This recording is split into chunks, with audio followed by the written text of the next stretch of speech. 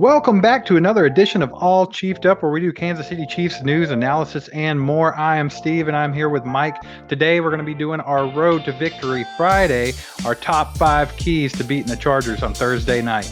But before we get started, if you think Patrick Mahomes is much better than Justin Herbert, smash that like button right now. Hit that subscribe button if you haven't already. Hit the bell so you get notifications when we come out with new content, and any super thanks over $4.99.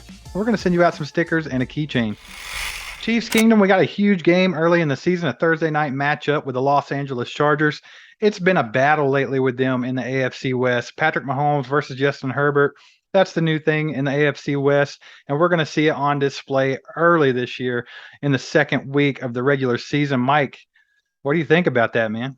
Yeah, this is a big one against the Chargers. Right here to open the season up. I'm not a fan of the Chargers, man. I mean, growing up, it was all Broncos hate, it was all Raiders hate. We kind of didn't even think about the Chargers. They were kind of like on the back burner, man. They sucked every year, it seemed. But yeah, Philip Rivers come in, the whole whine era where he just cried about everything, the crybaby era of the Chargers.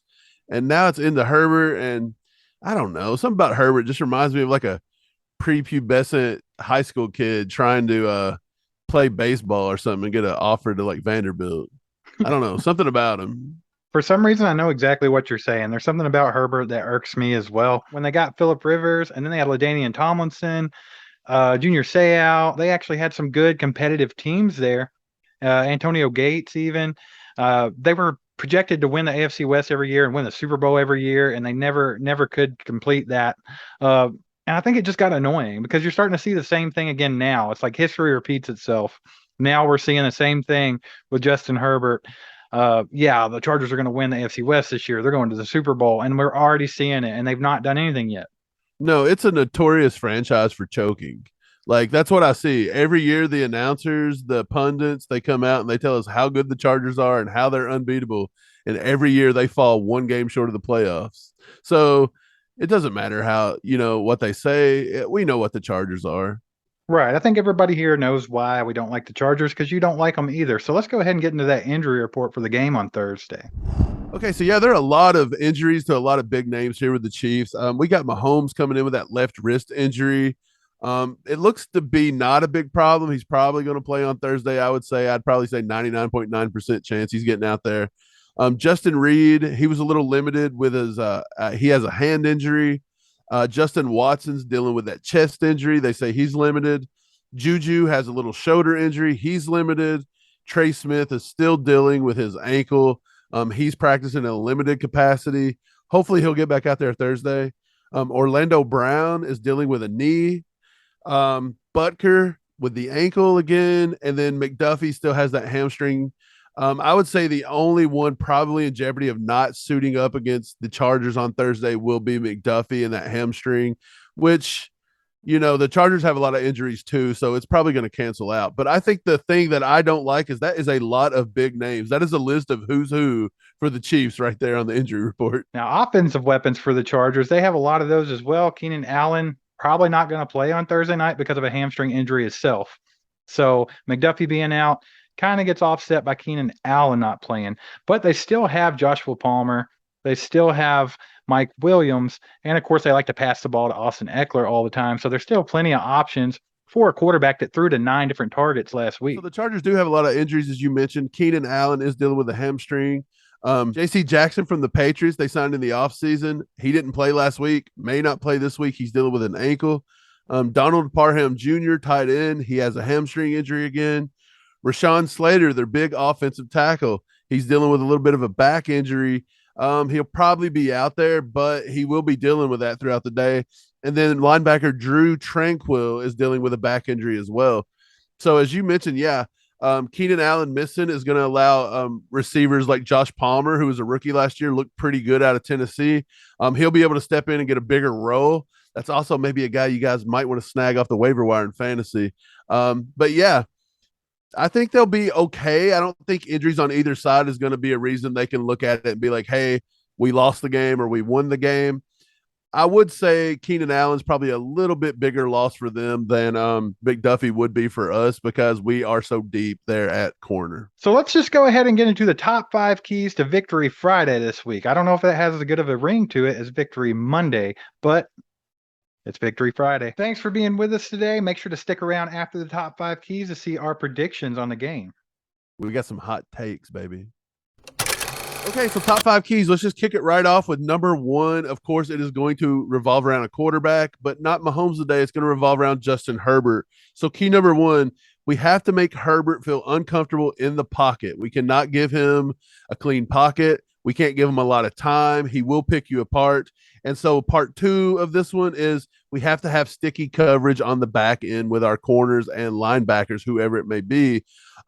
Justin Herbert is very smart. He will pick you apart if you like to blitz a lot. He's got good arm strength, excellent arm strength. He can fit it in tight windows, but we just have to make him feel uncomfortable. We can't give him a lot of running lanes. There are times he likes to get outside and take off, even though he don't have, Josh Allen ability or Lamar Jackson ability. He can get out and get serviceable on the edges, and yeah, he can cause some problems with his feet as well. This is a game where George Karlaftis, Turk Wharton, Chris Jones, Frank Clark, all those guys have to be huge. We have to get a lot of QB pressure from our front four. We can't be blitzing a lot this game because Herbert, much like Mahomes, he eats up a blitz because he's just going to get rid of the ball faster. He's smart. He knows where to go with it. And that's just going to be bad for us. So we are going to have a lot of guys back in coverage. Probably want to keep an eye on him a little bit because, like you said, he does like to get out and run occasionally. He does have that ability. But I think if we can get some pressure from our front four, we'll be just fine. Yeah, I think this is going to be a big week for Chris Jones to step up, come right up the middle. If you come at a quarterback from the edges, they're used to stepping up. If Chris Jones and Turk Wharton and whoever else we put in the middle, maybe sometimes we'll throw Mike Dana in there, sometimes maybe Karlaftis. Anybody we push up the gut is going to prevent him from stepping up in the pocket, and it's going to prevent him from stepping into his throws a lot. I think that's big. So I think Chris Jones needs to have a big week this week. So our number 2 key to Victory Friday is going to be to contain that screen game, particularly Austin Eckler, because in the past we've had a tendency to bite down on those delayed screens and let up huge chunk plays to him. Yeah, Eckler's one of those overachieving UDFAs that just kind of come in the league and kind of like took it by storm. He's very deceptive. He's sneaky, but he's quick. Everything about Eckler just screams he's going to go pick up a yard. Like he's very tough nosed. So I think we got to key in on him. Our linebackers have to do a really good job. I'm looking at Willie Gay probably covering him a lot. I think that's a matchup Willie Gay needs to win on 95%. And yeah, other than that, if we can keep the sticky coverage on the back end and keep Eckler from sliding out into the flats and chunking off these big 20 and 30-yard chunks, then I think we'll be okay with that one. Yeah, well, this kind of goes hand in hand with our first one because if we can get pressure from the front four and we're not blitzing a lot, then it's harder for them to do those types of screenplays because normally they'll catch you on blitzes, biting down, let you get to them, and then just dump it over the top. And that's where they get those chunks. But if we're getting good pressure from the front four and we're not having to send a lot of linebackers and corners, then we should be able to avoid that whole situation. Okay, so our number 3 key to victory is going to be offensive line play. We have to shut down their front 3, their front 4, whatever they're going to send to us. We got to force them into blitzing to create pressure. That way Patrick can pick it apart. But yeah, we got to stop Bosa. We have to stop whoever that they're putting a hand in the dirt and coming after us. Our offensive line has to do a good job of containing that and giving Mahomes a nice clean pocket because we don't want to see Mahomes get hit anymore. He got hit a lot during the Cardinals game, even has that wrist injury to show for it. So, yeah, I think this is a big key to victory here. Right. So the Chargers went out in the offseason and tried to beef up their pass rush. They went and got Khalil Mack. They already had Joey Bosa. So, I mean, you know that they're going to be good and they're going to be after you. But like you said, Mike, if our offensive line can make that front four non-existent, they're going to have to blitz to put some pressure on Mahomes. And that's going to open us up for big plays and for Mahomes to just eat them alive like Arizona. That was why Arizona was so easy for Mahomes to pick apart, is because Vance Joseph was too stubborn to not blitz. He just kept blitzing. I think he blitzed on 54% of the plays last week, and that's why Mahomes had a field day. Yeah, so as we talked about Eckler number 2 in the screen game, maybe this is where we can utilize our own screen game here to prevent that pass rush to getting home. I think this could be a big day for McKinnon. Maybe use Pacheco a lot out of the backfield. Clyde, we know he can catch the ball in the backfield as well. So I think we need to probably implement our own screen game a lot and take a little bit of pressure off that offensive line having to hold up with Khalil Mack and Bosa all day long.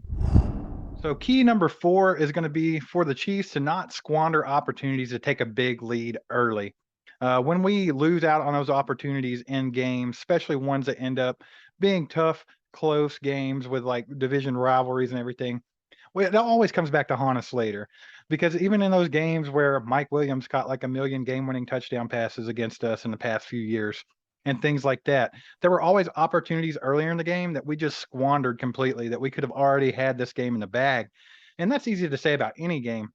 But in these particular matchups, you have to make sure you take advantage of every opportunity. Yeah, it seems like in division matchups, be it with the Raiders, the Chargers, you can go even to like the Bengals games necessarily when it gets down late in the game. It seems like every time it gets close and they get the ball in their hands, the officials, the flags start flying. They can't keep them in their pocket. They got to be on TV. They got to be seen. They got to make sure their wives and their kids see them on TV making a big call and affecting an outcome.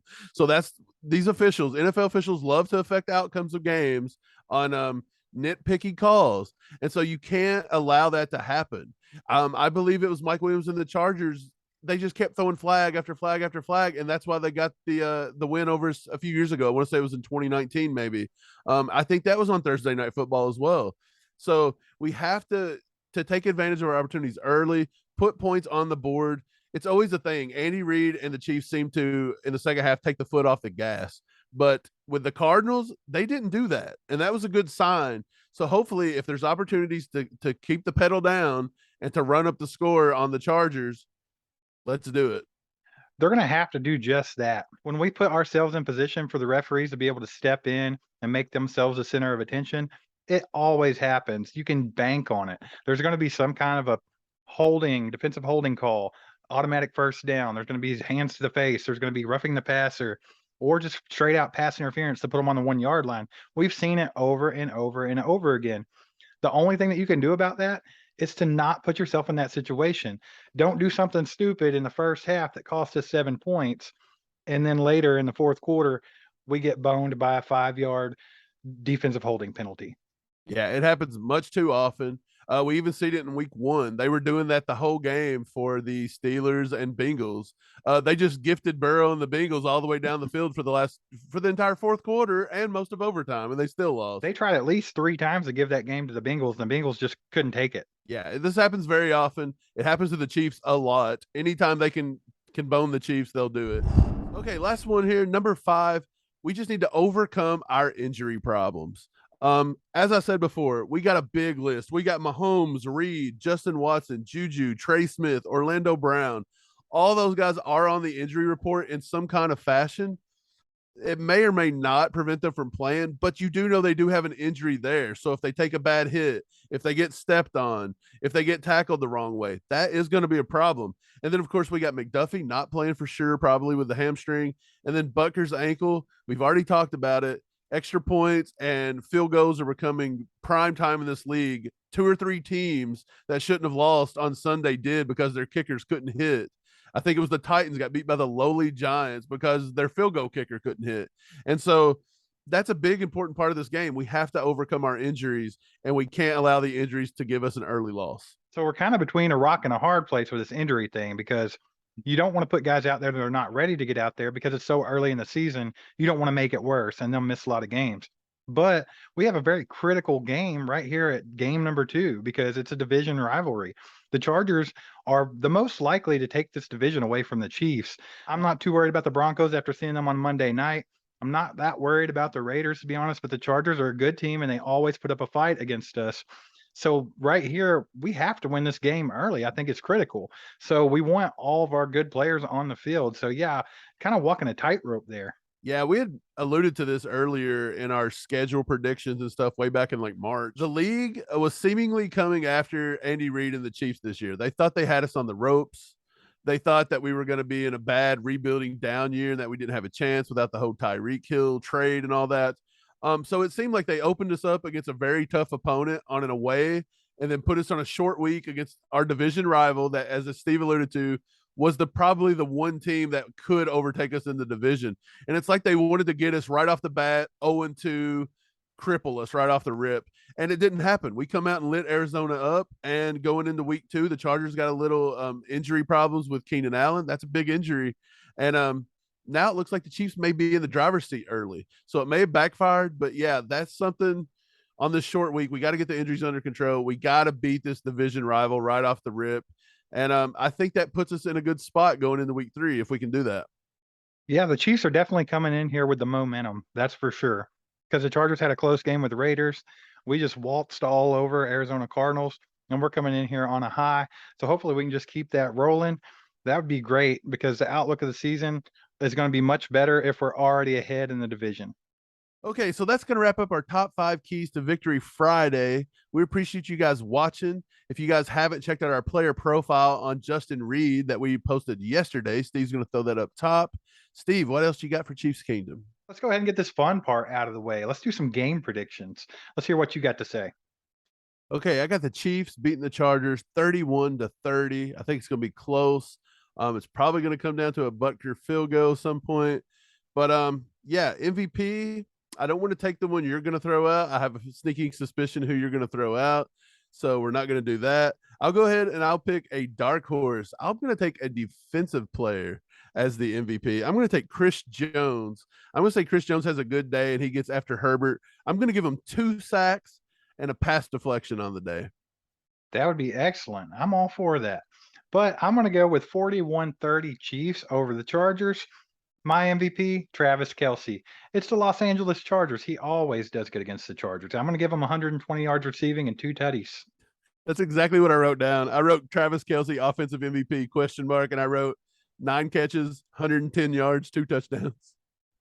It's very, very likely that that's going to happen. I think that the game might not be as close as one would think. Maybe the Chiefs can get out to that early lead and maintain. And I'm hoping that's what happens. That's why I'm going with 41-30. Chargers kind of score late, but they just can't get back and make up that gap and make it a close game like usual. Yeah, I hope that's the way it rolls, but we know how it's probably going to be. Flags everywhere. Pew, pew, pew. It's a prime time Thursday night game. All eyes are on this game, which means that the refs will try to keep it as close as possible. That's why the Chiefs have to make that irrelevant. Chiefs Kingdom, what do you think the biggest key is to beating the Los Angeles Chargers in this Thursday night matchup? Put it down in the comments right now. We'll get back at you. If you enjoyed the content, make sure to hit that like button. If you're not a subscriber yet, make sure to get down there and hit that subscribe button. We're trying to get to 5K before the season ends, and we're going to need your help. So utilize that share button. Put this all over your social media. Also, hit the bell so you get notifications when we come out with new content. And any super thanks over $4.99, and we're going to send you out some stickers and a keychain. That's all I've got for you, Chiefs Kingdom. Mike, what about you? We'll be back Friday with our reactions to the game, so stay tuned for that. We'll see you guys. Let's go, Chiefs. There goes a sight from my soul.